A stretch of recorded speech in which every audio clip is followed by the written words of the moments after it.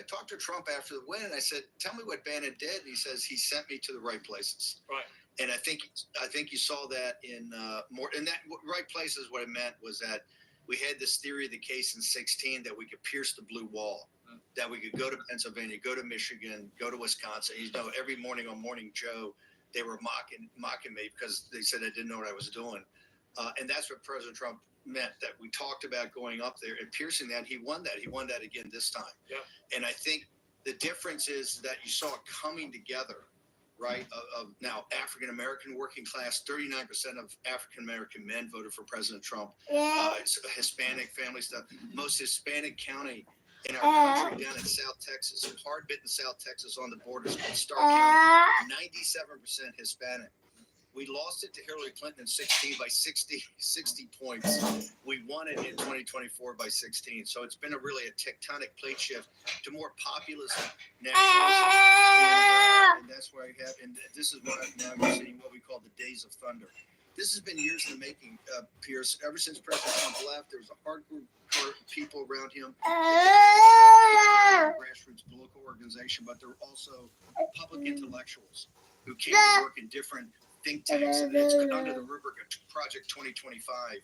But what you're seeing is the culmination of all that, the political and really the public policy coming together and kind of hammer blows every day as we flood the zone to basically take down the established order here in the United States. You've been incredibly close with Donald Trump. You've also been frozen out by Donald Trump, and you're back in with Donald Trump. People are curious about the state of your relationship now. How would you categorize it?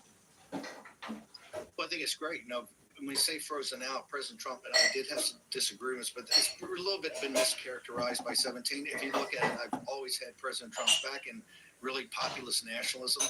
President Trump, when he left, when the 2020 election was stolen and he was forced out of the White House, that just had a core group of people that had his back. In War Room, remember, the Murdochs banned him. Rupert Murdoch sent him a memo in late January of 2021, I believe it was, says we're going to make Trump a non-person about what happened at the Capitol. That he was not live on Fox for 18 months because they're afraid he was talking about things. So War Room, our show, the War Room posse, that kind of hardcore of the MAGA base. You know, we started to go to work in the precinct strategy and rebuilding the political operations from the grassroots up. And you know, we've been totally aligned. We've always been aligned ever since I first met him, but he's a populist nationalist, and you're seeing those policies today and what we call the Days of Thunder. How often do you talk to him? I talk to him frequently enough, but I think what I tell people is if you watch the War Room, we're on for 4 hours a day, 2 in the morning, 2 in the afternoon.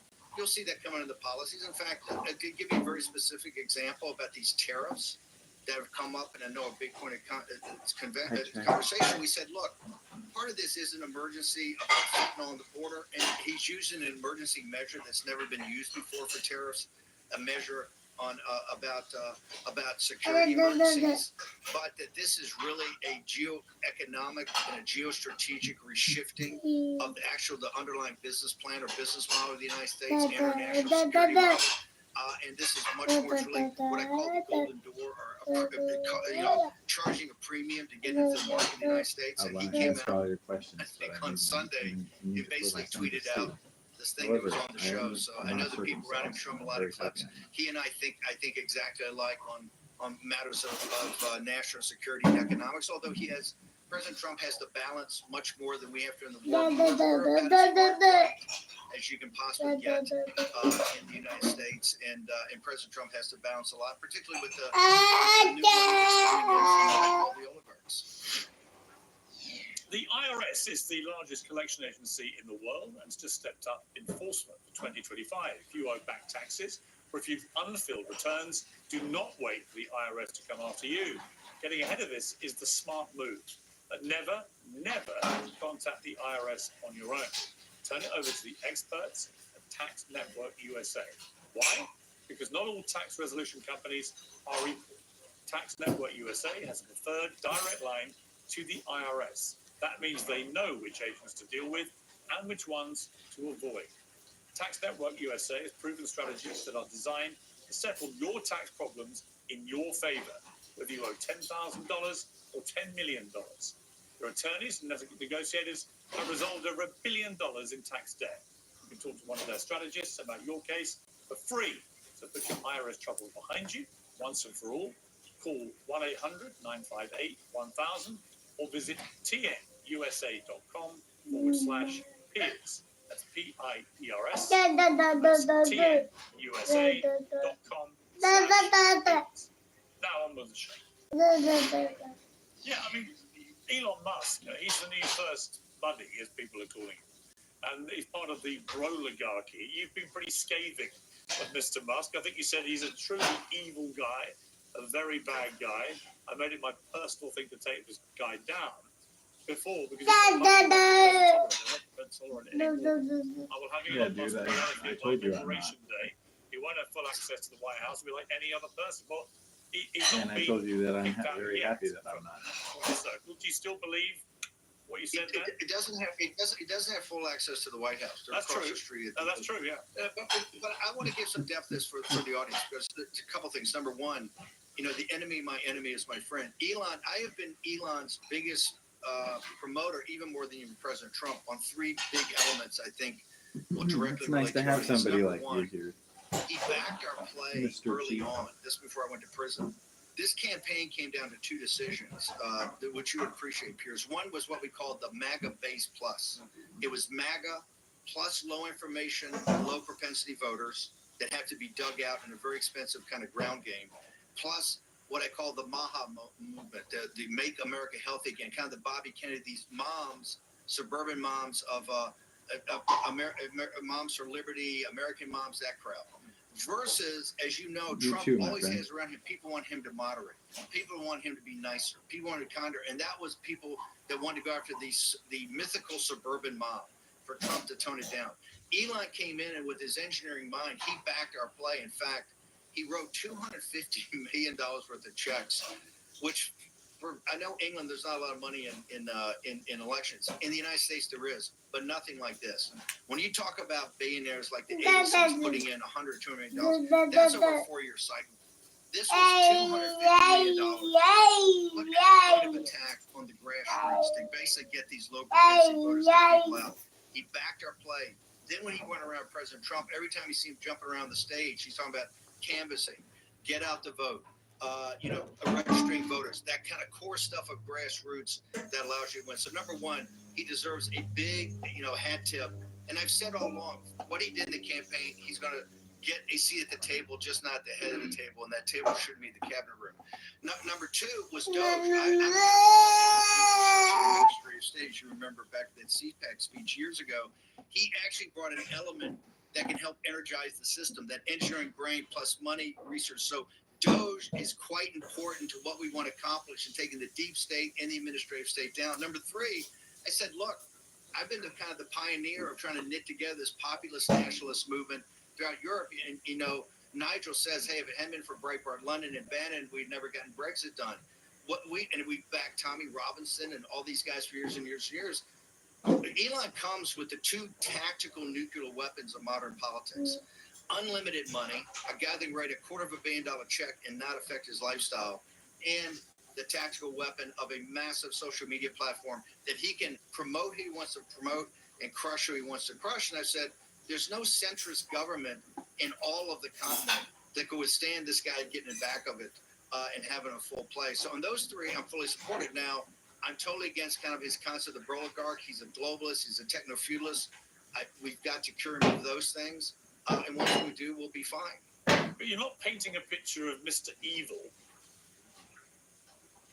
Well, he's in many regards, some of the things that the oligarchs, particularly when you talk about the oligarchs, they don't believe really in this. If you look at the spectrum of kind of the debates we have, whether it's progressive left or the right, you're on a spectrum of kind of sovereignty, and some people may be more globalist, some people more nationalist. In the United States, we've allowed an apartheid state to be formed in Silicon Valley, and the progressive Democrats, the ones that did this, they made a pact years ago.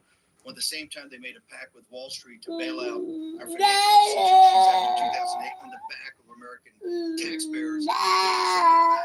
With Silicon Valley, to really look to become a group of oligarchs. and not to have to. They didn't break up the companies. They didn't set the Justice Department. Anything on pricing. These guys have now become what I call techno-feudalist. Not really on the spectrum when you have a debate in a democracy or in a constitutional republic. In that regard, they're quite evil. In addition, he's the leader of what is called the transhumanist movement. This transhumanist movement, this kind of dark underpinnings of this tech revolution, and that is the convergence of these technologies, particularly artificial intelligence and CRISPR, and this really to enhance Homo sapiens. And Elon with Neuralink, which will chip your brain, is at the forefront of that. So in that regard, it's quite dark and it's quite evil. And the populist nationalists of this country are kind of binding together to make sure, with the MAHA movement, with the Make America Healthy Again, to make sure that we stop it. So, I mean, if he is evil, the way you're now characterizing, should he be in the right hand of the President of the United States? That's what many people are asking. Okay, well, we He's an explicitly had a unelected conversation evil about this earlier, Yeah, and you but said I I had guess the rest of the. He's not a co-president. Look, he has influence. He doesn't have a lot of power. Over the That weekend, was you know, that trying was to do before I had a $2 nap trillion earlier. cuts, I $1 also trillion told you I had a cuts. nap. He's kind of here and there. He did help take down USAID, which is one of the things we fought for. Watching It's them kind of a sit around cutout page for the is not bad. CIA. Okay, Okay, well, but But chrono- there's plenty of okay, opportunities. well, So it's one of all the of things the we fought etiquette for. and She does chronology good here work is at the time. completely Remember, wrong. the enemy of my Well, I enemy is just my want you friend. to I don't have to know be in that love with every I person I'm expect fighting you with in a trench, to right? now As long just- as they fix if you bayonets would, at the top thing, we're going to have take it away huge and just do disagreements. something. But right now, we have an apparatus we have to take down: the administrative state, the deep state, plus the lords of easy money on Wall Street. We got a long fight and a tough fight ahead of us. He has actually been helpful in certain areas, and in those areas, President heard Trump what you said. appreciates that. And also, President Trump is trying to balance in a major industrial power all elements of it. So, you know, he's got grassroots, populist national, which grassroots leaders, this kind of cadre. But President Trump's going to balance it, and President Trump gets to choose, just like in the cabinet. He gets to choose Bobby Kennedy. He gets to choose Tulsi Gabbard. He gets to choose Kash Patel, and we back those plays. He gets to choose who the first buddy is. You mentioned two things which run over me here in the UK at the moment. Brexit, which just had its anniversary, 5 years since it actually got implemented. I mean, I voted to remain. I wasn't massively evangelical. I was prepared for Brexit to work, and I said, look, I definitely think we should give it time. But here we are 5 years after it started, and honestly, the ability of even the most fervent Brexiteers to paint a positive picture of what it's actually done to help us rather than actively harm us. I mean, I just don't see anybody out there with a convincing story to tell. You know, I spoke to a world leader last week, very influential, who just said it makes no sense when you're competing against the United States and China and countries of this magnitude. It makes no sense for little England to be out there on its own. It should be part of a EU, albeit a reformed EU, battling with the big boys rather than, you know, in this little dinghy out on its own. Number one, I don't think. Look, Theresa May, the elites in England, even leading to Boris Johnson this 5th anniversary, and always remember, Brexit was kind of the predicate to Trump's win. As soon as we won in England and saw that, particularly the way the working class up in the Midlands, I guess, you know, saved the Brexit vote. The same people that kind of supported. But they feel very disillusioned now, Steve. I mean, it's like 57% of the British. Hang on, 57% of the British public in a poll last week, because of the 5th anniversary, said they would now vote to go back into the EU. They would vote to stay in it. So there's a massive shift now in public opinion from a slight majority wanting to leave to an overwhelming majority now thinking it's been a mistake. Because the Tory elites have never implemented, and what they did implement was wrong. First of all, Theresa May and those guys, when they came over, I told the team at the time, we would sit in a room for 30 days or 60, however long it took, to cut a one-on-one trade deal that makes sure it was reciprocal and fair, that, you know, England was our mother country, and we were prepared to do this. They saw at the time Brexit as a problem to be overcome, not a solution to anything. They fought it. Then, when Boris Johnson won the huge majority, he had a concept of Singapore on the Thames. This is exactly what England doesn't need. This is kind of fallen into you have a small version of what we have between Cambridge and the City of London. And I would argue, if you look at the economics outside the City of London, England is kind of a third world country because they've let manufacturing atrophy. You guys could be a manufacturing powerhouse with the skill set you have and the workers you have. You could be a manufacturing powerhouse. Boris Johnson's thing of supporting the Thames plays right into the Lords of Easy Money mentality of the City of London, just like Wall Street and Cambridge University. You've got another Silicon Valley up there. Now, it could be very positive if you talk about bringing back advanced manufacturing, but all it's doing is the age of algorithms, exactly like our Silicon Valley does, which is looking for foreign workers, not using domestic workers, and having industries that don't employ a lot of people.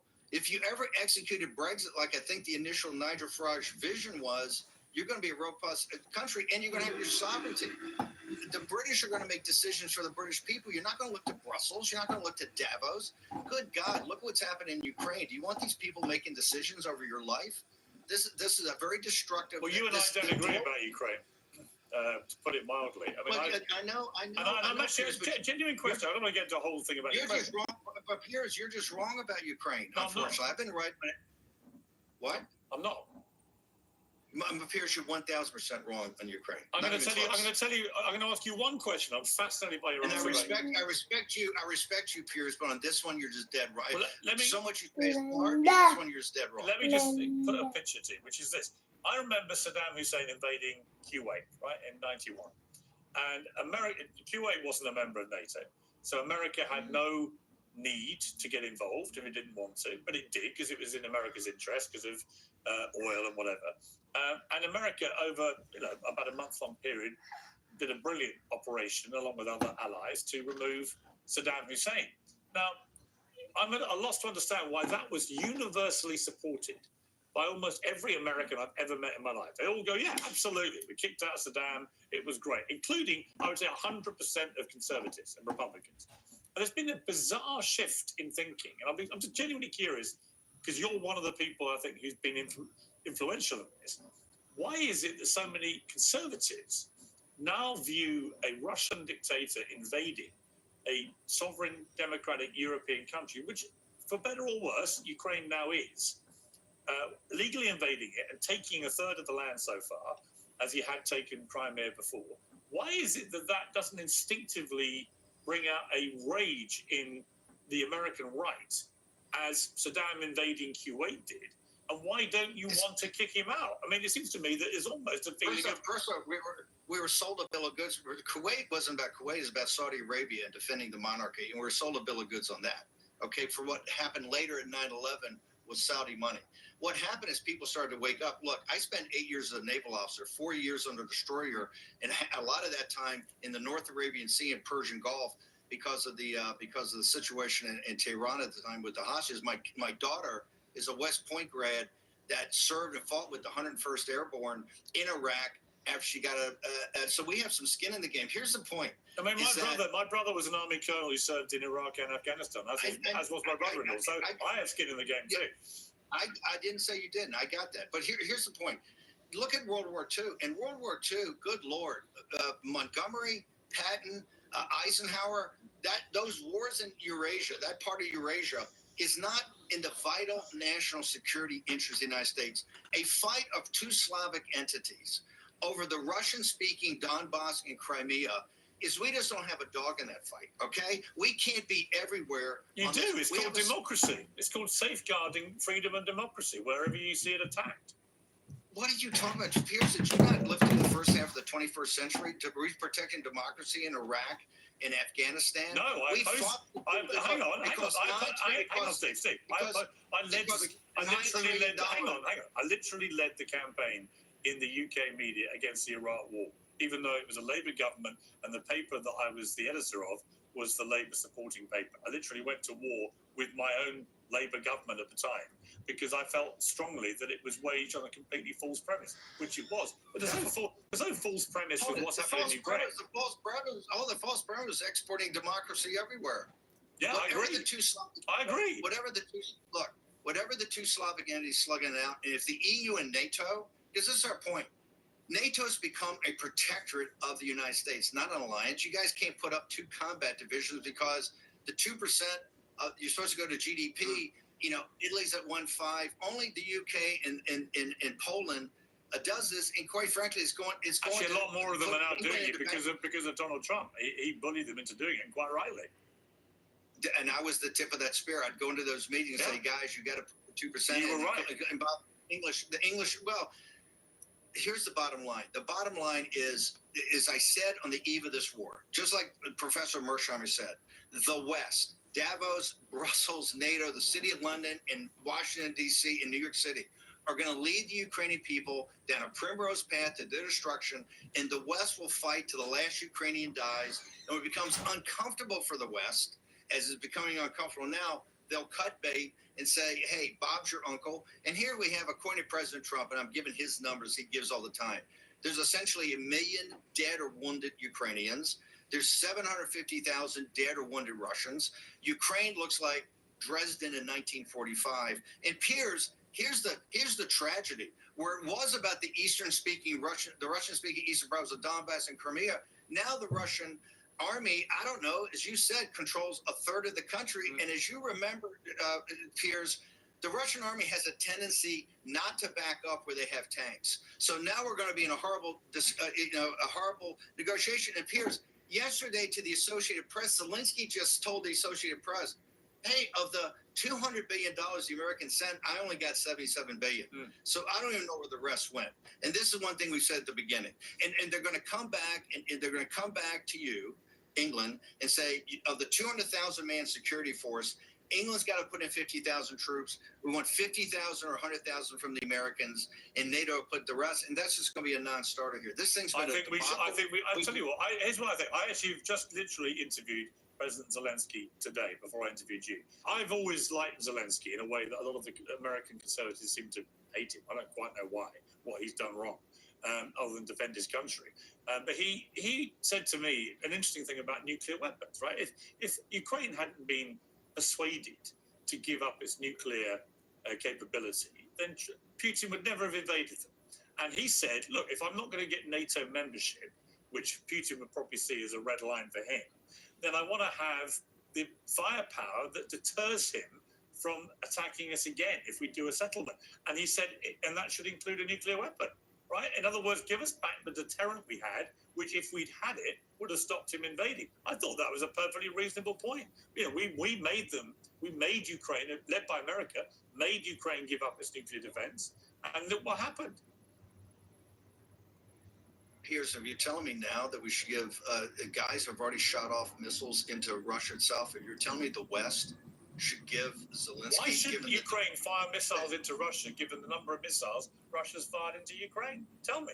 Because those missiles were not, at least the American missiles were given under the auspices they would never be fired into Russia in those depths, because then you could trigger a broader conflict. Look, all this fear of the Russian army. Why should Russia have the right to do it, but Ukraine not? When I came off sea duty, and was in the Pentagon, everything was about Russia. When I was a naval officer, all we did was hunt Russian submarines. I was on an anti-submarine destroyer protecting a carrier battle group. It was all about getting the Russian fast attack submarines. In the Pentagon, it was all about deep interdiction in the North German plain to make sure we could stop the Russians from rolling across Poland into Germany. That doesn't exist anymore. They could barely take Kharkiv. They haven't gotten to Kiev in 3 years of fighting with almost 1 million casualties. So this whole thing of the Russian army being so overwhelming is, to me, just doesn't seem to be a fact on the battlefield. And if it is, the UK and NATO ought to take it seriously, and they're not taking it seriously now because they don't build up their military and don't have any combat. Well, I agree with that. I agree with that. This thing in Greenland should be a signal that President Trump is looking at what I call a Mahanian strategy off of Alfred Lord Mahan, the same strategy the Royal Navy had for years. We're looking to get choke points in Greenland all the way down to Panama. And this weekend, the Panamanians threw the Chinese out. No one belt, one road. They're going to essentially turn the Panama Canal over to us. President Trump's plan geostrategically, you see, is pretty clear. It's hemispheric defense, all the way from the Arctic Circle, which is the new great game of the 21st century, the Arctic Circle, all the way down to Latin America, with Bolsonaro eventually and Milei taking care of Latin America, throw the Chinese out. We have hemispheric defense. And, tomorrow he's going to meet with Bibi, and I think they're going to talk about Iron Dome. And President Trump said Iron Dome. So when he leaves office, he's totally secured the homeland from the Arctic all the way down into Latin America, and then we can pick and choose. And one thing we're not going to choose is taking on a Russian army and a Slavic entity that Montgomery and Patton and Eisenhower would tell us we're crazy to even think about. The Eurasian landmass is not our deal. Those are wars of the 20th century, and we lost enough people in Iraq and Afghanistan and enough money that America doesn't want to do it anymore. The working class people that serve don't want to pay for it, and they don't want to do it. And so now NATO's got a big decision. What the peace deal in Ukraine is going to be central, because if you guys are going to send security forces, it's going to be enormously expensive. And I don't know how you balance your budget given that you've already had Liz Truss government turfed out by the bond market. Really, Richie Sunak kind of turfed out. One of the reasons labor is upside down is they can't get an economic model that works. Right. And these global bond markets have taken out more governments than howitzers. And it seems to me that in the United Kingdom, we want to get very focused on an economic model that works and kind of the benefit of UK citizens instead of worrying about wars going on over between these two Slavic entities. We will agree to disagree, Mr. Bannon, but I hear you. Yes. I Okay. respect your view. And I respect your view, but I just think you're wrong on this one. Agreed. I feel the same way about you. So we'll Thank you, sir. move on. January the 6th. Obviously, Trump's come in and he's pardoned all 1,500. My personal view was that... Which I recommended strongly, all of them. Right, so that's an interesting point, because I agree with J.D. Vance on this, that anyone who committed acts of violence against police officers, they should not be pardoned or commuted. But the others, very good argument, a lot of them were given way too heavy sentences, particularly those who were completely peaceful. It just seemed to me a bit odd that Trump is always so vocal supporting police officers generally, and so determined to stop people attacking police officers. Why would he send a signal that actually, if you do, you may get a pardon? I don't think so. Here's why. Let's go back to JD. You bring up a great point. When JD went on Fox that day, for your audience, it was a couple of Sundays ago. It was Sunday, I think, before the week before the inauguration. And he gave the same argument you gave. He says, look, we're looking at pardons for the nonviolent, but the guy's a piece. And brother, it blew up. Our show and the base and Don Jr. and guys said, no way. It's all of them. Right, and we're law and order folks, right? Okay, we're law and order folks, but it's all because this was a Fedsurrection. We got to investigate this thing's totally rigged, and I don't even know when you talk about police hurt. We got to get to the bottom of that because these cases were all totally rigged. The firestorm that came from the MAGA base, who are law and order, got President Trump's attention. A woman named Julie Kelly, they put him in touch with her. She's covered these cases for 4 years from the courtroom, and he made a determination. Hey, I think I'm going all the way. I believe. Here's what triggered the whole thing, I think, came late the morning of actual inauguration day, when Biden very cowardly started giving these pardons, not for his family, but when he pardoned J6, and the staffs. That's when I think Trump, because the pardons didn't come late in the afternoon. I think they had two choices, and I think Trump was always leaning to all of them. I think he said, screw it, all of them. And you got to remember, I went to prison for 4 months in a federal prison, not a camp, for the people in jail, and I went for a principle. I said this was not a legitimate committee, and the president gets to choose on executive privilege who he wants. And if I got to go to prison and they send me to prison for a misdemeanor, the first time in the history of our federal prisons, I'll do it. And so when I'm sitting there and I hear that Benny Thompson and Liz Cheney and all these big talk, particularly Liz Cheney and Kinzinger, who had gone out of the way to campaign and get on stage with Kamala Harris and talk, when they're begging the White House to give them blanket preemptive pardons, which never happened in our history except for Nixon on one tiny, technicality. When they're begging him and the staffs, the woman who perjured herself in my trial got a pardon. I think that's when our side just said, screw it. And President Trump, I think, did the right thing. Are there some bad hombres in that group? I think you could argue that, but it's not the point. The point is, in the MAGA base, there's totally law and order. So nobody thinks Trump's getting soft on law and order, or soft on the police. That's another mainstream media misdirection play. What was prison like? I mean, take me back to your first night in prison. Many people who go through that say it's a pretty harrowing experience. I don't. It's such a personal experience, and I don't want to. That's why I've never really talked about it. Look, I will say this: at 70 years old, a federal prison is a very dangerous place, and here's why it's a dangerous place. The prisons are very cramped. This prison in Danbury was for 800 people and 1,200. I think there are 1,200 inmates because of the overcrowding, and a lot of that's from the illegal alien bad hombres they got there. But the central thing in this warehousing, and I was in a cell block in a cell. In fact, that January 6th guy was right across from me. Is that nonviolent drug dealers, and these are young men, normally in their mid-20s, Hispanic and African American, who are not caught selling drugs, are caught in federal law and conspiracy to sell drugs. Peers, they're getting 10, 15, and 20-year sentences, and Danbury is a very tiny place. And if you and I had to sit there and think the next 20 years, I'm 25 years old, next 20 years of my life, I'm not leaving a very small compound, it would break me. What happens is the place is flooded with drugs. This drug particularly called K2. Yeah. And once these guys take K2, it's out of control. The cops can't control it. Nobody control it. And so what makes it so dangerous is these prisons are flooded with drugs. And one of the reasons they're flooded with drugs is the mental kind of breakdown of people that have been given these long prison sentences by these judges and really don't have any rehabilitation. This is why President Trump's First Step Act, quite frankly, is brilliant. I'll be working with Jared on prison reform a lot, but I will say this: federal prison in the United States of America is very, very difficult and very, very dangerous.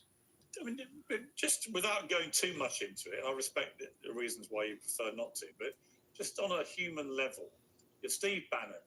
You were the architect of this stunning victory in 2016 for Donald Trump. And then suddenly you're finding yourself in a grim, overcrowded prison, and you're there for months. That kind of experience, it can make or break a man. It seems to me, I don't know you very well, but it seems to me, in a way, it kind of made you maybe a stronger individual. I mean, I don't want to put words in your mouth, but how would you categorize what the experience did to you? I considered it duty to my country. Just like I said, I served in a destroyer in my 20s in the Pacific, in the North Arabian Sea and Persian Gulf, and I'm serving here in a prison as a political prisoner. Nancy Pelosi, think about it, the people that put me there, Liz Cheney, Benny Thompson, and Jack Smith's team, the prosecutors, and Nancy Pelosi, I came out, I'm more empowered. One of the reasons I'm more empowered, you have to be so immensely focused. Look, at 70 years old, you're just not going to get that experience. You have to be so amazingly focused, or you're going to end up hurt, or you're going to end up dead. Right. So you got to be focused every second of every day to have your mind just totally focused. It empowered me. And think about it, Nancy Pelosi has been kicked to the curb of screwing up the 2024 election. Liz Cheney, these people beg for pardons. Jack Smith's gone and probably going to be prosecuted. So I came out of this empowered.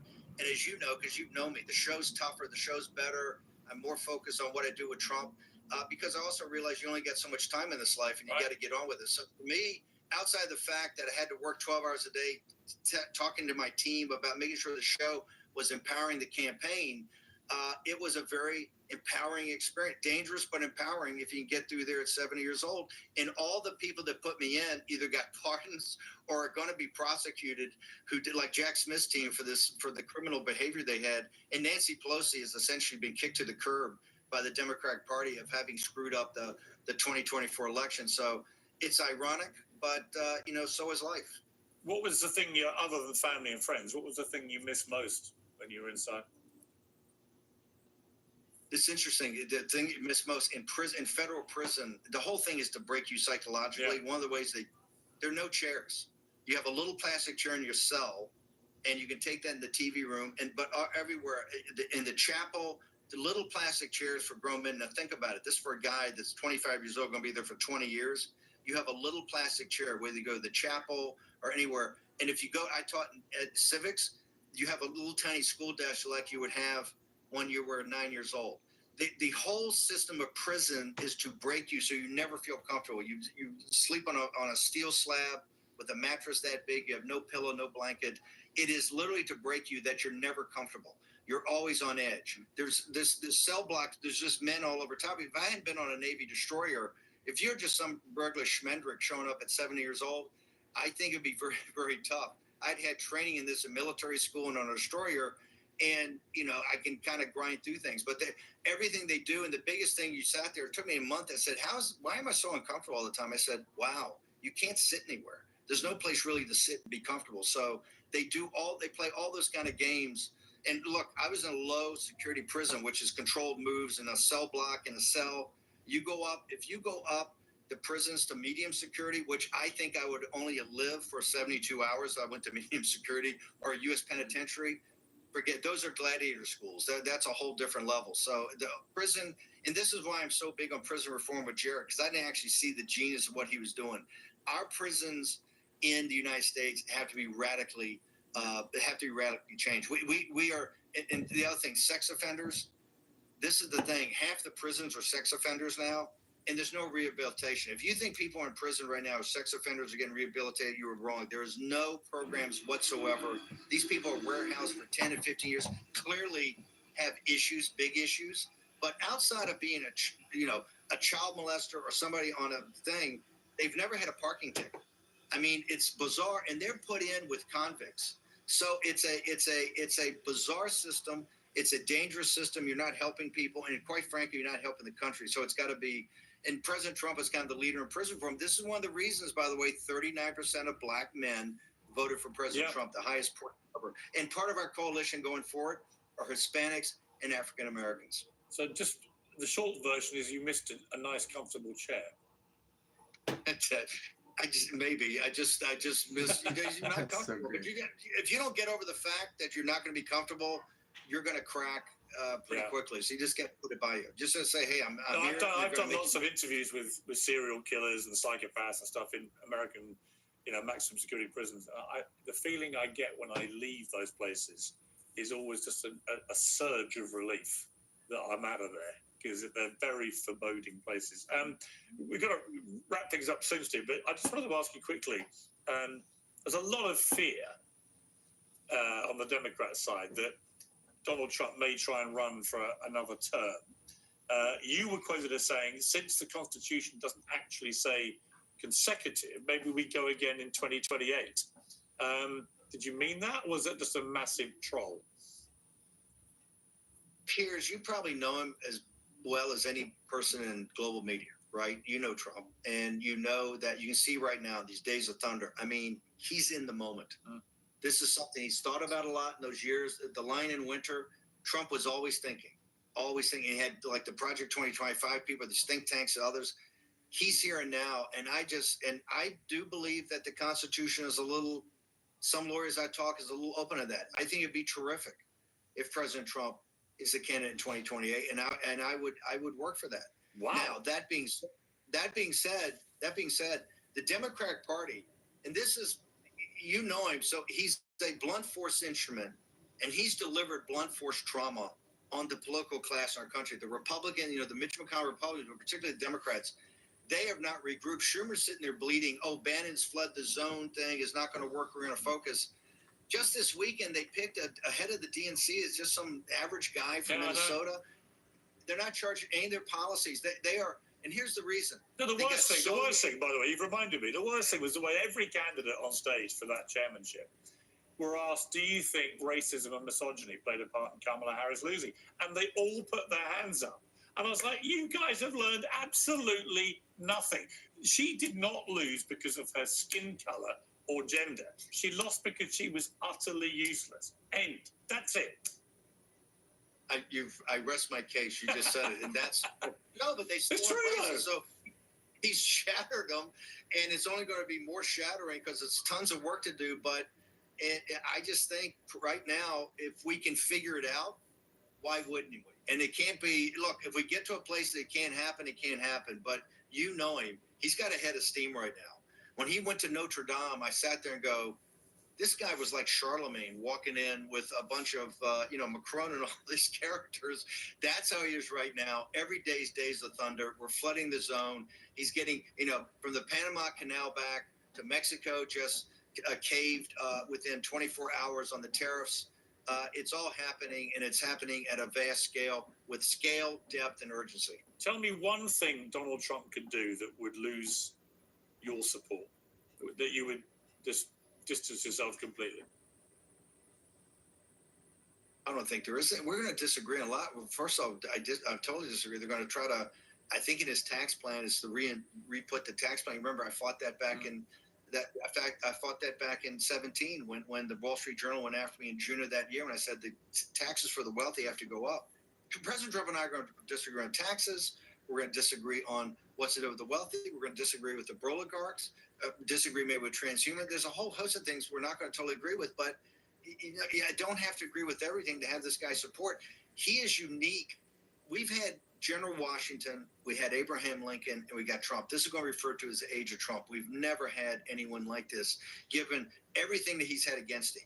Given that, when they turfed him out of here in January 20th of 2021, you remember this, Piers, when he went back, the only reason McCarthy and his guys would go down is make sure the lion was still in the cage.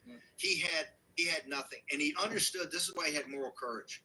He understood. He made a conscious decision. He made a conscious decision to come back and run again, understanding they were going to try to criminalize this. Yeah, I agree. I agree. And remember, Jack Smith, for your audience, just Jack Smith stuff alone, not the rest. Just Jack Smith was 300 years in a federal prison. Yeah. The established order in our country wanted Trump to die in a federal prison. You know the worst thing? The moment, well, there are several moments that I knew he was going to get re-elected, but one was when I heard that they were literally going to drag him through a criminal court over an alleged one-night stand with a porn star 18 years ago. And at that point, I was like, are you kidding? In the history of the United States, the first president to ever get taken through a criminal trial is going to be over that. I said, if that doesn't scream to everybody that this is literal lawfare, it's all it is. It was pathetic political point scoring. And from that moment on, actually, you saw Trump's poll numbers just go up and up and up and up. I thought he was done, finished. I thought it was all going to be DeSantis or whatever. And Ron DeSantis, too. But here's the thing that's interesting. Your old CNN, MSNBC, New York Times, you go back and look at the coverage that time, they were wall to wall. Yeah. This was Trump was finished. Yes, Trump was over. done.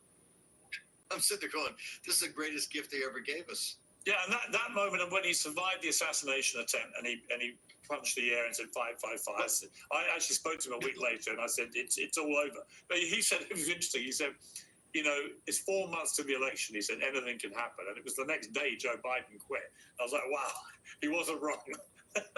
Here's the moral courage of coming back and doing that, understanding all the law firms are going to come, because he knew they were going to come, bankruptcy and all the physical courage, which not many people have, of getting up this and fight.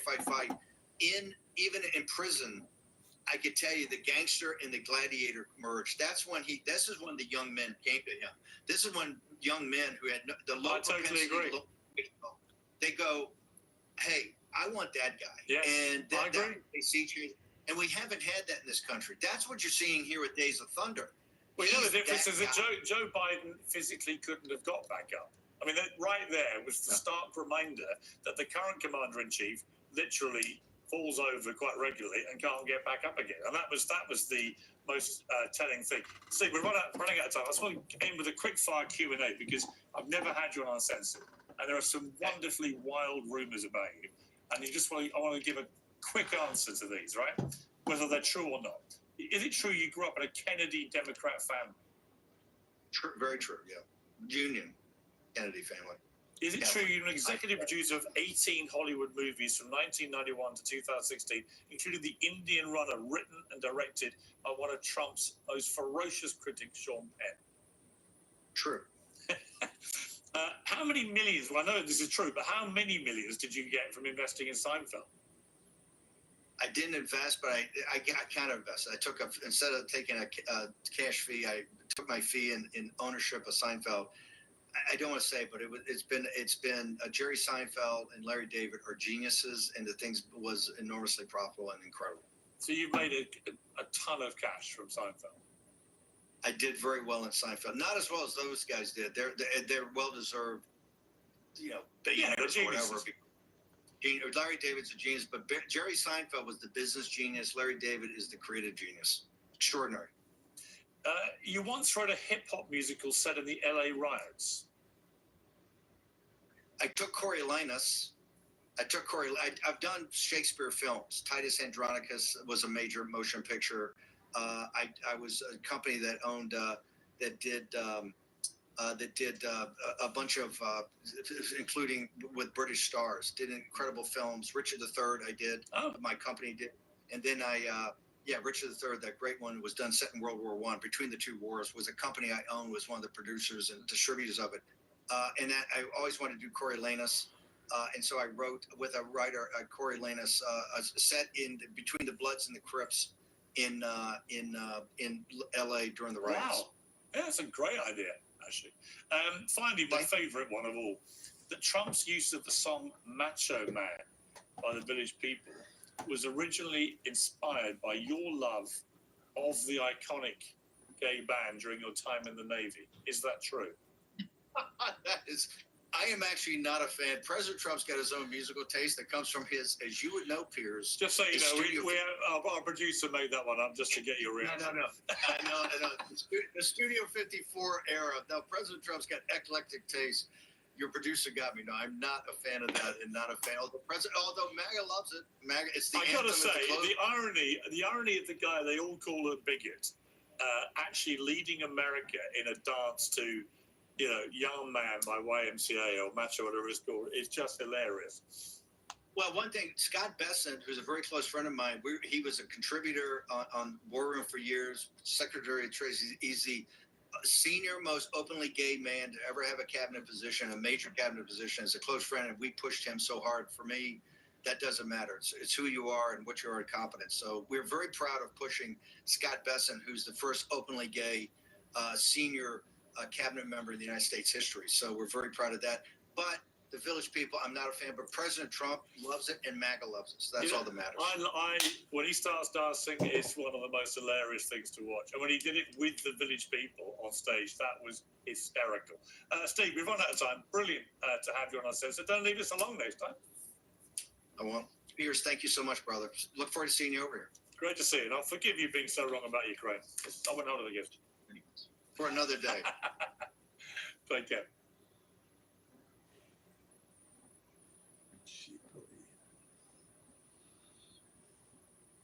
You'll be back. Emu can't help people customize and save with Liberty Mutual. Doug. Well, I'll be. Only pay for what you need. Liberty.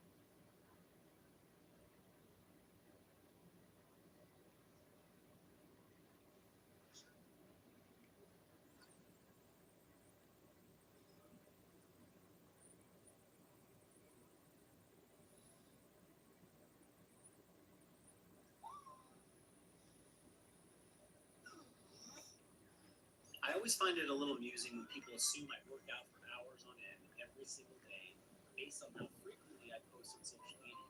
But the truth is, I'm in the same boat as many of you. I sit and rock When you base morality off of God, ground babies, tell human beings to go slice them open, tells human beings they can own slaves. Laws do Christians run around killing babies, or is that the secularists who do that, sir? Oh, you're missing the point. Once again, it's the religion that teaches the bigotry of not accepting homosexuals. And scientism brought us eugenics. Like, what's your point, dude? What about is we're going to have a civil debate. Are we going to have a civil debate? All right, I'll have a civil debate with you. What's the actual argument here? Secularists can own slaves, and religious people can own slaves. Then how is it that secularism is better for society because religious people and secular people can both own slaves under both purviews of post system? No, what you've done is pretty strong man of what I was originally saying. Well, what the damage of religion is because all of religion has gotten it wrong. You guys, the religious people make up ridiculous ideas like women don't have rights, people can be slaves, people can commit genocide against children. That's what religion teaches because they don't have the actual access to whatever the true God may be. Like I said, as a Christian, you admit everybody else is wrong except for your given God. I'm not here to defend Christianity. So it's outside the scope of the debate. I'm here to defend whether or not religion is good for society. All you're doing is making every criticism you've made so far against religion being bad for society is the same criticism I could make towards secularism being bad for society. Secularists can propose all of these things. Give me a reason why they can't and how they haven't. They've done these things. What are you talking about, man? But in history, it isn't the seculars throughout history that have done these things. It's the Christians who have done these things. Oh, no, Slavery- it's secularists as well. There's Not secularists. most of history is people who believe in a God. Who cares That's if the it's most? majority. Who Yeah, cares the if it's majority. most? So if you're saying religion on society and how it affects it, most of the people within the world are religious or believe in their religion, and we see the harmful effects from the religion. And we also see the That's outcomes most. being So great. now you're saying like, well, the little bit of people they shouldn't count. Those are the ones we should focus on. The smallest percentage. Well, That's an first answer of all, most of the world is religious. Most of the world is religious, and religion's continuing to grow. Most of the world doesn't hold slavery. No, most people in the world have never held slaves, ever. Never. That's one. Two, look at the outcomes for people who are religious. As we're looking at these outcomes, I've already told you many of them. They're more well-adjusted to society. They do better academically. They're more likely to be happier. They have less rates of mental illness. Nihilism, in fact, your viewpoint, moral anti-realism, that leads to severe depression because people have no purpose. This is off topic, talking about anti-nihilism or nihilism. It's not off. It's not off topic because it's a societal-wide It's not even, problem. how do you, don't even know my position? Let's So let Andrew we didn't bring it up. answer I didn't bring it up. You're just assuming my position. Once again, for every positive story you can bring up about Christianity, I could bring a negative one, but that's not the point. What I'm going after is what it actually teaches, like your specific religion, where when you base morality off a God who drowns babies, tells human beings to go slice them open, tells human beings they can own slaves, rewards obedience over actual what compared to what Jesus told you to do, it's not the same. What the Old I'm Testament. going to just grant all of this because it's Yeah. irrelevant, assuming that all of it's true and Christianity is 100% false. Do Christians run around killing babies, or is that the secularists who do that, sir? Oh no! Oh, I'm pro-life, by the way. But Yeah, but who is it? Who is it that you're does that, interrupting me, sir? You're interrupting me. You're You interrupting me. need to answer It's my not question. relevant. It's not relevant. You don't think abortion's relevant for society, huh? You're interrupting me whenever you're letting me to go. Yeah, whenever you're going to answer the question. Yeah, but my personal beliefs once again aren't really relevant. What atheists believe really aren't relevant to the debate. We're not arguing whether atheist views are better for society. We're arguing whether Christian views are better for society. And Christian views come from the Bible, where God, you're not even consistent with your own views because God has. Doesn't matter. I don't care. I'll just concede. I know. all Well, of I them. know you I'll don't just care. concede You're it's not true. It consistent. doesn't matter to the debate. Don't you get that yet? Okay, so then then believing then basically I would go back to once again believing in things that aren't true aren't good for you. Oh, okay. So tell me, do you have any type of metric for what is true? Oh, we're not talking at this. Because if you moment. have Once no again, metric once again, for- you're trying if to you talk have- free stuff. That's not. Hang on, stop. I'm talking about society. If you have no metric for what is true and you postulate a society where untrue things are not things that we ought to believe in, I don't understand how you reconcile that contradiction, Skylar. Well, we can actually observe things that are harmful for society and recognize things that aren't good for society, like slavery. You would agree slavery is not good for society. Well, I mean, I think that's probably true, yeah. But again, going back to the abortion You argument, probably you think say that's true, and you I can probably envision some circumstance under some ridiculous hypothetical where you could make some case for slavery. Yes, so can you. So can are everyone. about genocide. Could you do it with genocide? Well, I don't know. I don't. Maybe in the most ridiculous hypothetical possible, it might be possible to do. Same with you. Sure. So I mean, it doesn't even sound like you're articulating a Christian beliefs. I don't need to. I don't need to do that. All I need to do is I mean, when demonstrate you for talk you. about your morals, When you say that you're pro-life, you said I'm pro-life. Okay, great. You're pro-life. Is it the atheists who are against abortion, or is it the Christians who are against abortion, sir? there's lots of atheists. Yeah, mostly. This is the association. Yeah, the open the top. Okay, so You're literally putting down. do you think? Do you think inside of your worldview that it's way more Christians who are against abortion than it is secularists, and that it's secularists who push the notion that fetuses aren't even human beings? That's pushed by their ideology, not by Christian ideology. You think that in and of itself is bad for society, or you wouldn't be pro-life. So immediately you're siding with Christians on this Pro-life. huge this huge issue inside of society now. Not a Christian. There's nothing in your Bible that teaches you to be pro-life. God isn't pro-life, but that's not the Whether not the it's point. taught to them Hey, or not, hey, they you're are. interrupting me again. So I'd like to be able to just get a word in just there for a second.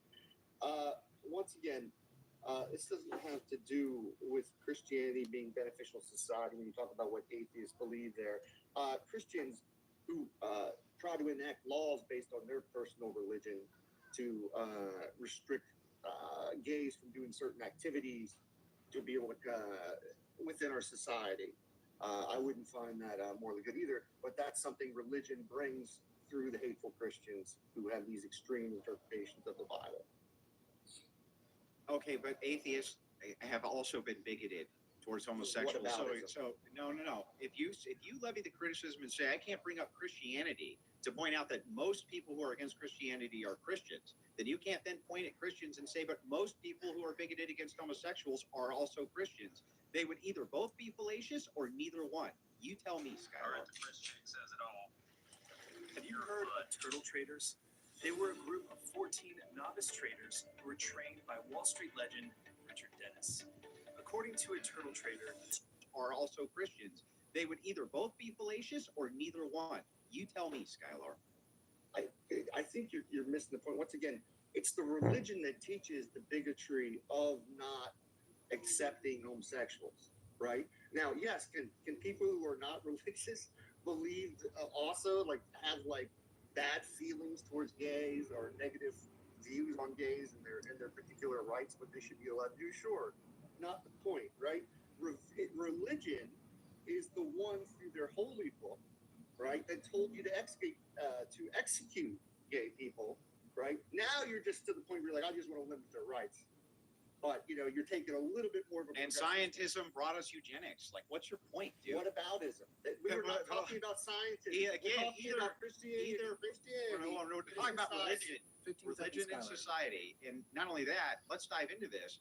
If any time I make an equation towards, wait, Christians don't do X, atheists mostly do X, and your response is that's fallacious, you can't say that, then you also have to be held to the same exact standards, Skylar, and can't then say, because most Christians do bad thing and most atheists don't, that's not fallacious. It's the same argument in reverse. Why are you not getting this?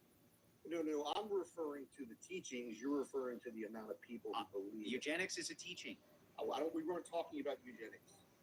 I brought up eugenics. I know it has as a nothing to do counter. with the we're not Yes, talking, it's a we're talking counter. about- it has, I don't have enough information about eugenics to have a conversation with you.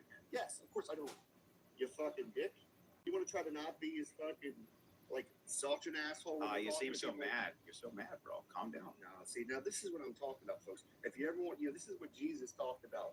By their fruits you'll know them. Go ahead. Yeah, well, make an argument. Make an argument that you can attribute to me that I can't just attribute right back to secularists. You can't do it.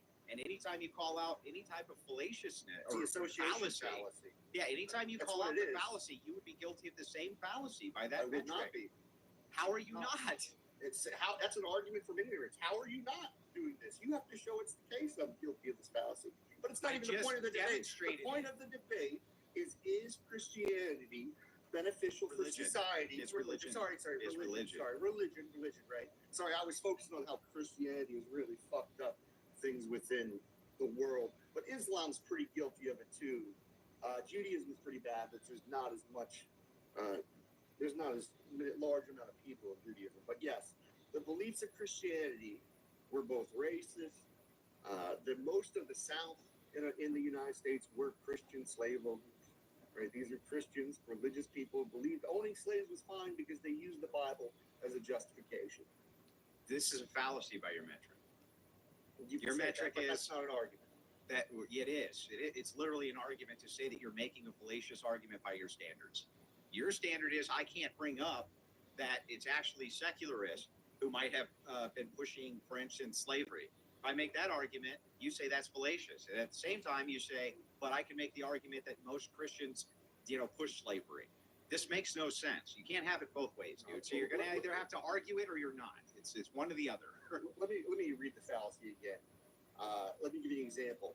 Fred is smart. Fred is a Christian, therefore all people are Christian. That doesn't logically follow.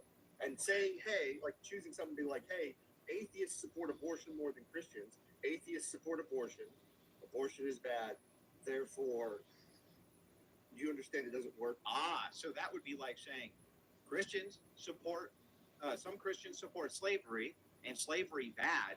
So therefore, all Christians bad. You see how that works? Yeah, but that's not the argument I'm making. That was literally the argument. No, I was making. the argument I'm making is that Christians believe in false things, and from those false things, we end up with dangerous things like slavery, women not being able to have the right to vote. So it's believing in false things is the argument. Then the same. On the topic. Okay, well then the same exact thing is true for secularists. They also believe false things, and because they believe false things and teach false things, then people under your metric have to be doing something evil, I guess. So we're talking about religion. Is religion good for society? And I'm pointing out by believing in false things and these religious beliefs cause like things like what you support, which is women not being able to have the right to vote. Or as what was the quote that I heard from you the other day? Was I almost had to like write it down, but some kind of stuff. Vegan Gaines asked you, do you believe women should have the right to vote or not? Your answer, if men grant it to them. We're in South Central Iowa right now. Missouri is just right over my shoulder. I want to talk about how I used acres before purchasing this farm. So this is 158 acres. They have the right to vote or not? Your answer, if men grant it to them. Well, that wasn't my answer. I said I don't see. Word for word. I That's a don't. good answer. Yeah. That's easy for us today. Yeah, I also did something called a qualification where I explained that position. And the position is based around the hierarchical structure of how the human race operates. And how it operates is based along these principles specifically, that men are the givers of rights to women. It has to be that way. It can't be any other way because they have no enforcement mechanism outside of men. So if the dominant patriarchy expresses that women can't vote, I don't see a problem with it. Do you have an argument against that? Because I don't think you do. Is it more? Would it be is it immoral for men to stop women from voting? I thought we weren't talking about. I'm asking. Morals. Well, if you want. Now we're talking about morals all of a sudden because you I can't don't make know an if I'm argument. interrupting you once I again. think it's fine to talk about the morals because I mean that's kind of the idea is that like are we going to be going in a direction that we would see is moral, given the structure. So let's let Andrew wrap up his thought there, Skylar, and then we'll kick it back to you. Yeah. So this is this is super simple, right? You keep on pivoting away from the topic while claiming I'm pivoting away. I would love to get into whether or not religion is more of a net benefit to society than secularism, or whether or not religion is good for society versus bad for society. Yet every single criticism that you bring up can just be applied right back to you. Every fallacy you make the claim that I'm making, you're making yourself. So I don't even understand how this at this point is even a debate, to be honest with you. Yeah. What did you have a question in there somewhere? Yeah, make an argument for why without using your own metric for a fallacy and then engaging in your own claimed fallacy for why it is that religion's bad for society. Can you try that again? That was an incoherent question. What was incoherent about the question? What didn't lead to any kind of? It wasn't really a question. It was more of a demand. Yeah. Do you have argument? Yeah. I presented them during. What's the argument? Tell me the argument. Religion, once again, as you believe in false things, and believing in false things leads to dangerous things, like you believe women shouldn't be able to vote. It leads to cults. It leads to things that do not benefit the anti-science, anti-advancement of the human race. I mean, it does all those things. And do you think that those same criticisms can be applied to secularism or not? What are their beliefs? What are you specifically saying their beliefs That secularists can believe in untrue things and do believe in untrue things. And so therefore, if you're applying that because Christianity teaches things that you think are untrue, that if secularism also teaches things that are untrue, secularism would be equally as bad as Christianity, right? No, because when you're talking about someone maybe believing in an untrue thing, right? Someone could think about the idea of, hey, they think their car is going to work right now. They go out and their car doesn't work, right?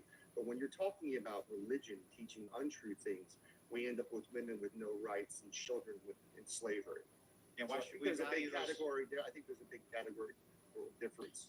What's the category? What's the category difference? There is not a categorical difference there whatsoever. There's a quantitative, not qualitative difference. Tell him, Andrew. Secularism can also lead. We're not arguing secularism. versus Secularism Christianity. can You keep also bringing this up. lead. I'm not even secularist. Secularism can lead to the same outcomes. Well, if you're arguing against religion, then you have to replace it with something or nothing. You No, I like don't. That's something ridiculous. or nothing. That's not how debates work. It does if you're making a prescription for You were society. supposed to be arguing. For You had an society. affirmative. You're interrupting. You had an affirmative, which is religion is better for All society. right, we'll get back to this debate. This is This juicy. course is about. Threat hunting is proactive. It goes on the offense. It doesn't wait for alerts or red flags. Instead, threat hunting seeks out cyber threats. Most defense in the cyber world focuses on the after impact. Threat hunting flips that on its head. Threat hunting takes an idea and says, where do I believe that someone will try to attack my environment? And they try to find that as it happens. Like, did you know that yesterday 50 million rapist Mexicans came into the country? Holy shit! Really? Yeah, we gotta close the border. Okay. Well, Trump's president. Did the border get closed? Did they get rid of that? Along with all the drag queens reading to kids and the, I guess we made sports women only again. Even though I'm pretty sure most of those things have been rolled back anyway. But Absolutely. Where are you think that getting it that is from disgusting. specifically? Where are you getting that from specifically? We have the audio of her doing that. But do It you was in think an that interview.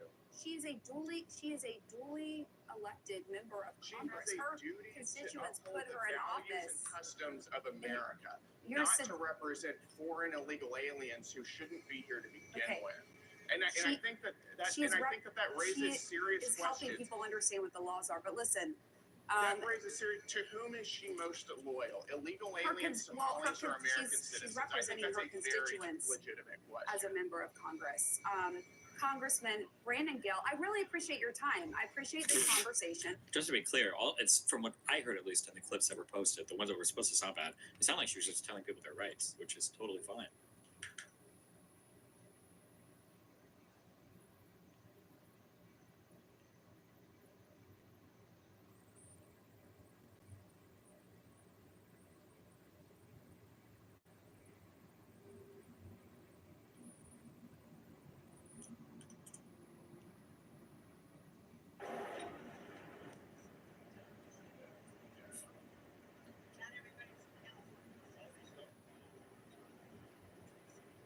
Days.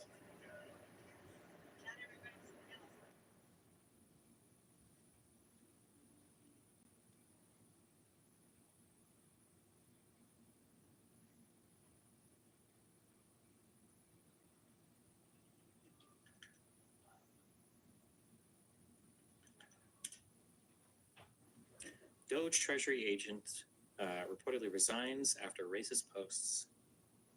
How racist?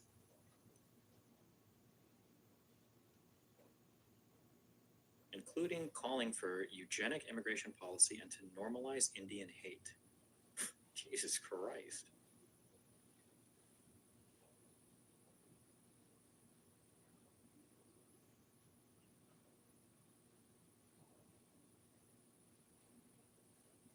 People with ties to Doge are using AI, accessed via Microsoft's Azure service, to sort through department or education department data with personally identifiable information for people who manage grants as well as sensitive internal financial data, where they look for ways to save the government money across departments. Oh boy.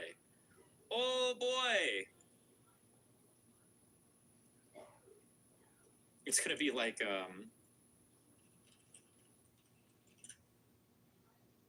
it's gonna be this basically, except instead of some random fucking efficiency managers, it's going to be ChatGPT and Claude AI sitting across from you. Ugh.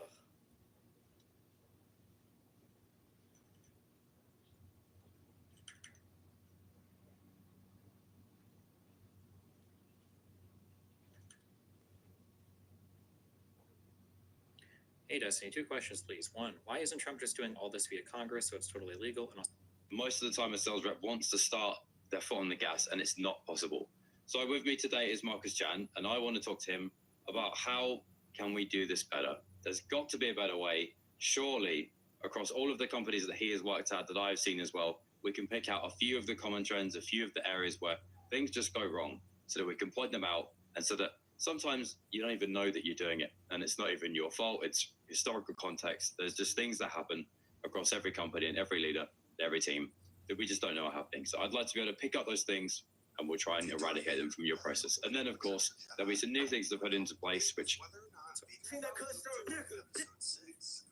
how weak he was in that fight, well, there's actually an explanation for this, and it might not be what you think. As Vader and Luke were dueling, Vader noticed how Palpatine was telling Luke to use his anger and his hatred, which made him believe that his own master wanted Luke to defeat him. This only frustrated him, since he felt as if Palpatine was rooting for Luke, not him. Because of this, Vader started to let his emotions consume him, and he tried even harder to defeat Luke, so Palpatine wouldn't have that satisfaction.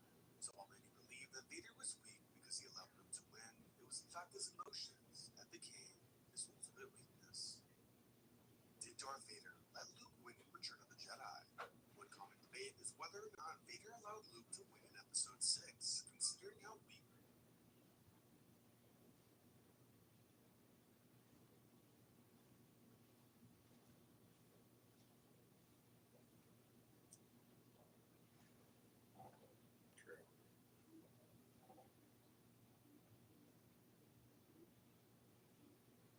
Oh, it's just another for Landing Visuals.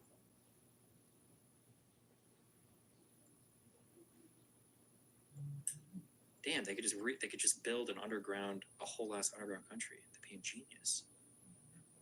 Bro, you should tweet that out.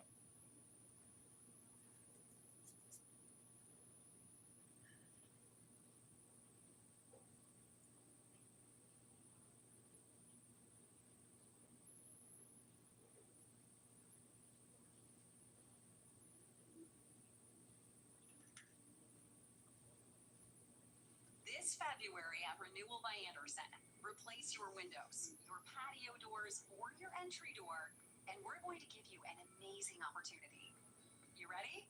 Pay nothing. All right, what are we doing today? What are we Zero looking at? zilch nada What's going on? for 18 months. I'm bored. Just to be clear, that's a year and a half. I'm talking about no deposit. React to Stephen Smith memes. Wait, are they on the subreddit?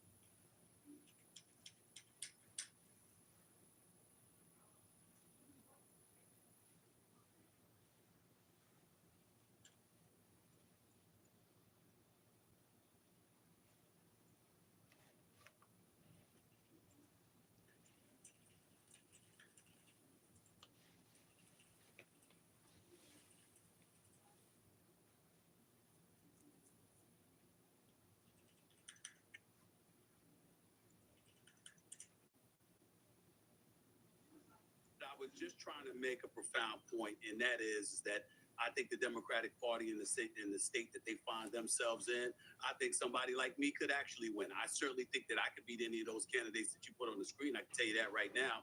I certainly think if I was running up against somebody like you, I would win that race too. So when you think about the candidates that you possibly go up against, that I was. Wait, why are we clapping for this guy? This guy has some insane takes, no?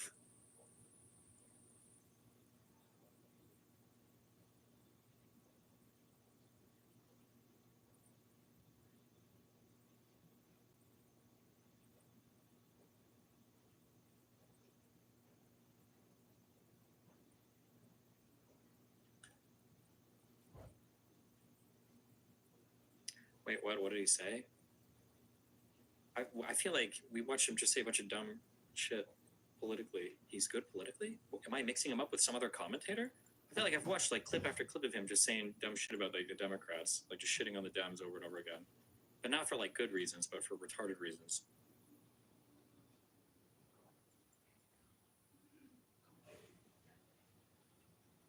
He says wild shit here. Is it both sides are? Yeah. LM_Prex, Prex, that's right. At 6'7", 269 pounds. Do you think, was it Mutu? Is that how you pronounce his name? Mutu?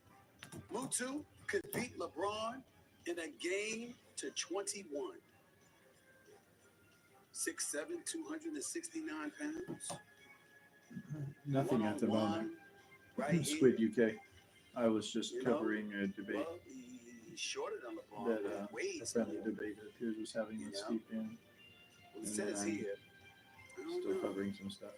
Abilities, But I'm pressure, also doing other unnerved, stuff. inability, But it's good to see crisis, got composure, psychic, yeah.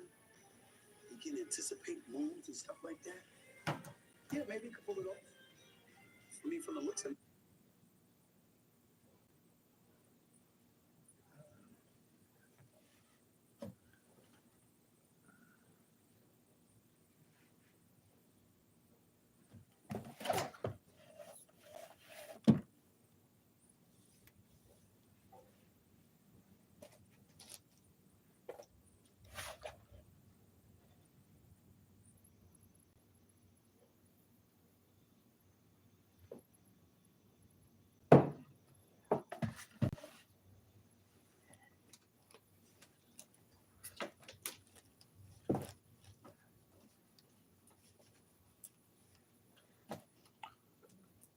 Appreciate your understanding, brother.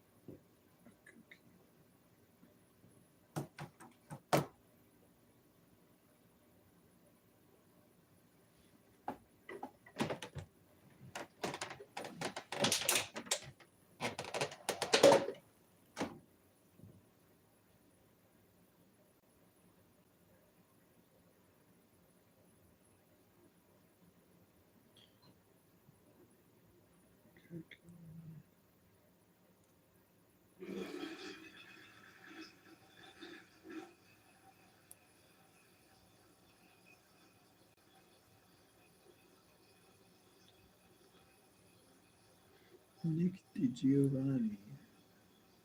Fascinating. He's out here killing the game.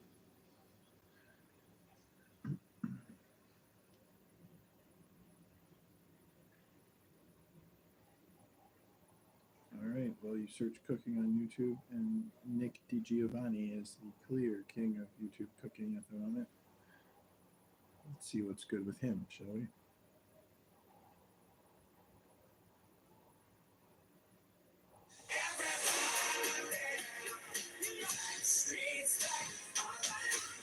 I'm going to show you guys how my style went from this to this. All I had to do was fill out a style quiz. It asked me different things. Robots are becoming more and more like humans. They can build cars, clean your house, and even do parkour. But in this video, I'm cooking against 3 levels of robots to find out who's the better chef, robots or humans. For level 1, Mark Rober will be the judge. We're going to see if Nick can beat some of the most basic kitchen robots. Let's make a microwave chocolate cake with Nutella. Into a microwave-safe cup, add 3 tablespoons all-purpose flour, 1.5 tablespoons cocoa powder, 2 tablespoons sugar, 1/4 teaspoon baking powder, and a pinch of salt. Once it's mixed, add 3 tablespoons of milk, 1 tablespoon vegetable oil, and a ½ teaspoon vanilla extract. Microwave for 60 seconds or until it looks done, then top it off with some Nutella, powdered sugar, and whatever else you want. This is perfect for your next at-home date night. Happy World Nutella Day! Let's make a microwave Genius. chocolate cake with Nutella.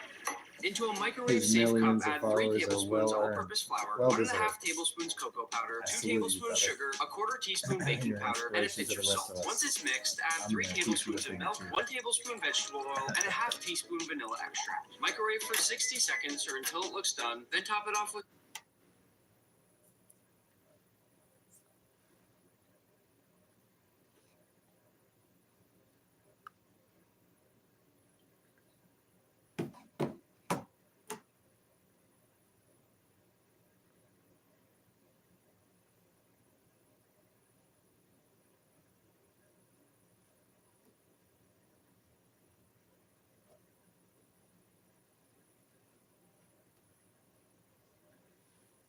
All right, here we have community service. The sponsored is everyone should have equal access to justice regardless of socioeconomic status by Esquire Bank. Interesting. First actual result by Amber Melanie Smith. Service ideas for teens. Do good. 83,000 views 5 years ago. 5 years ago, 83,000 views. I mean, it's the first result, but it's not a very strong one. However, Community Service Podcast, episode 310 with Craig Conant. That looks like a much more. I wonder what they're. She has 75.1 thousand subscribers and a not very professional page. And what about him?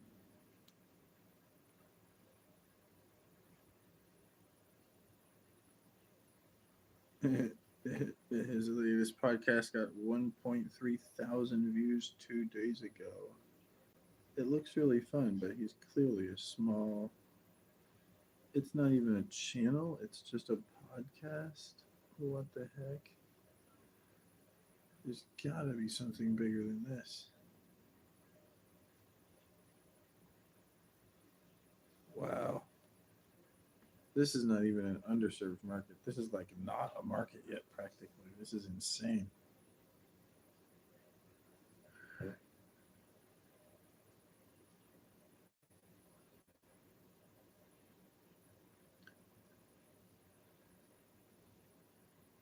Jesus Christ. Well, he's the man, for real, for real. That's crazy. But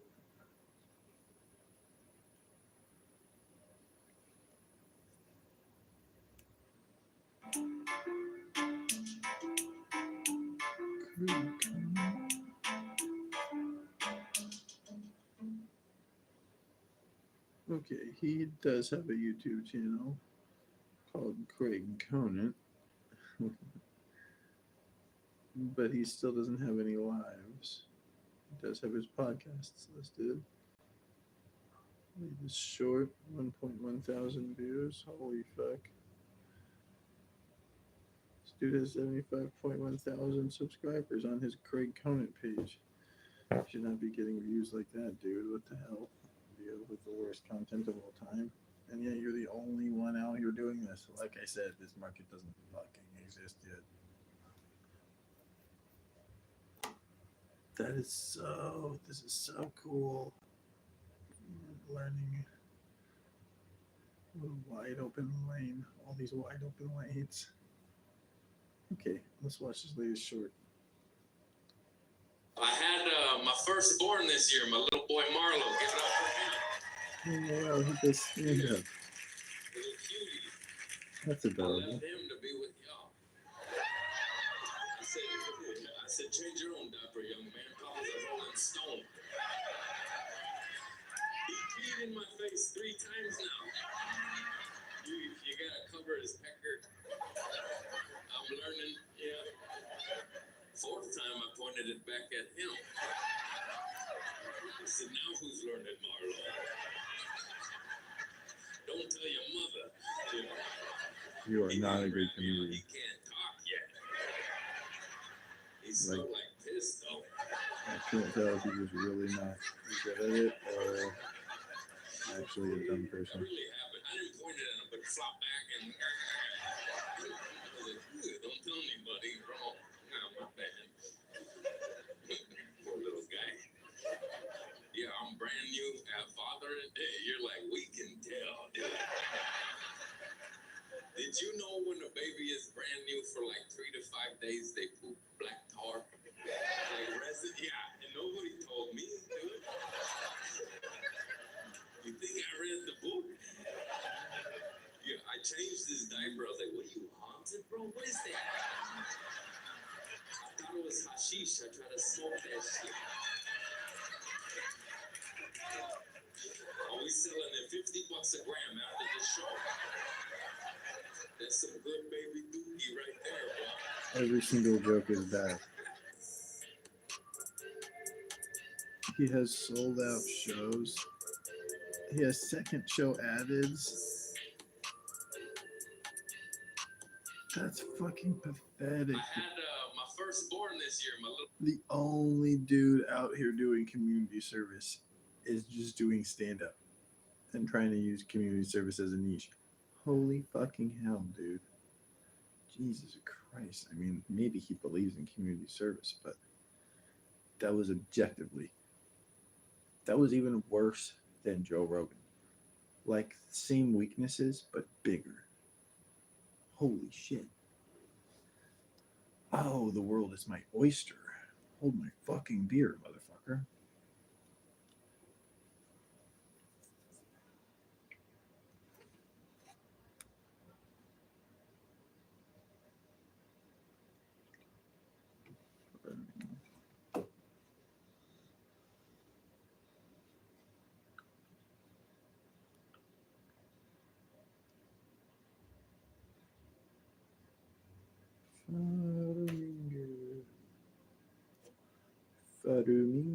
Farumingu.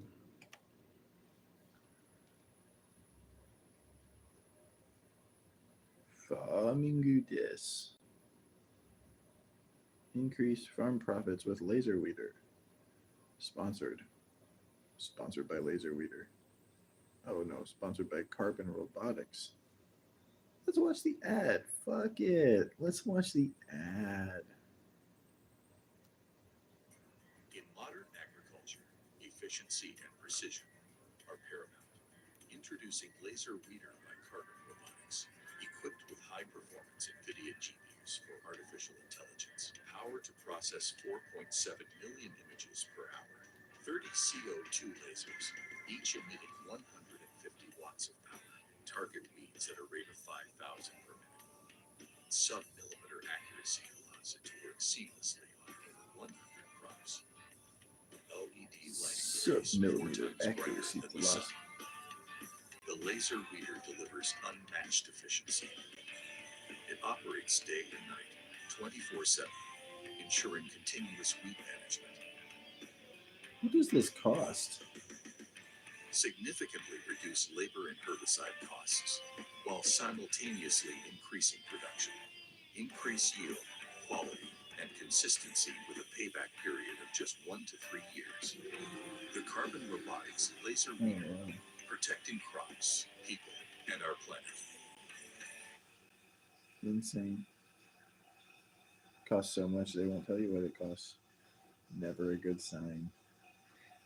Shame on them. They should tell you how much it costs.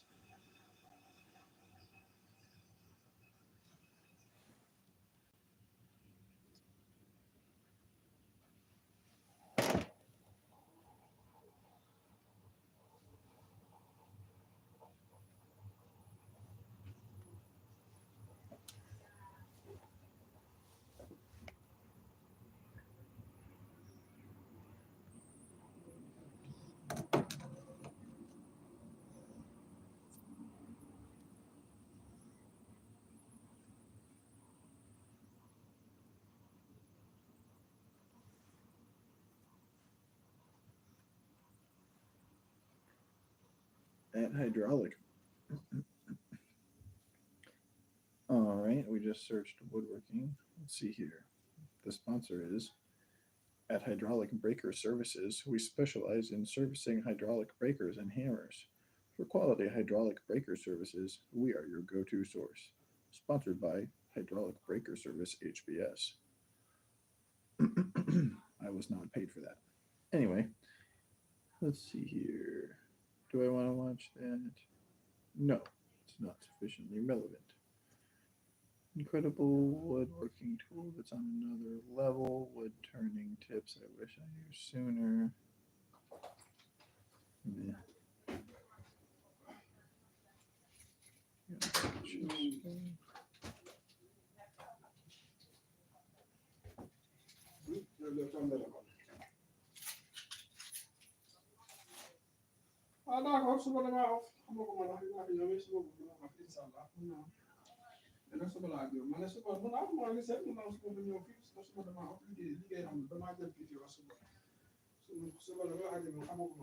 Okay,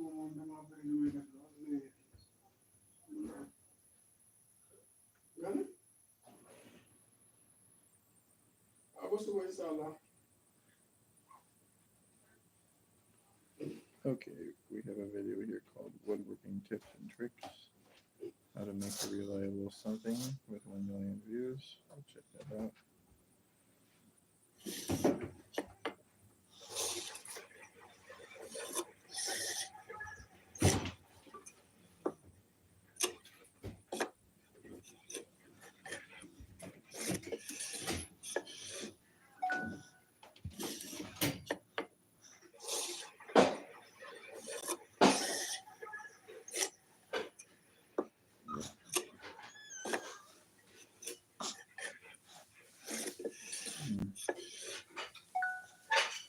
Simple_creative.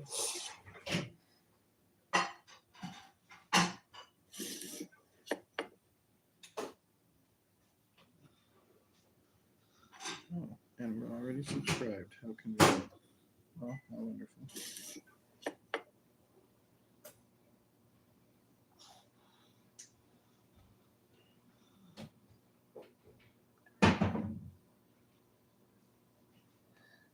Let me just tweet that out real quick.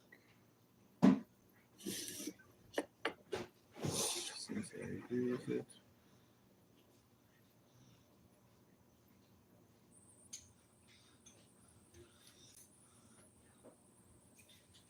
And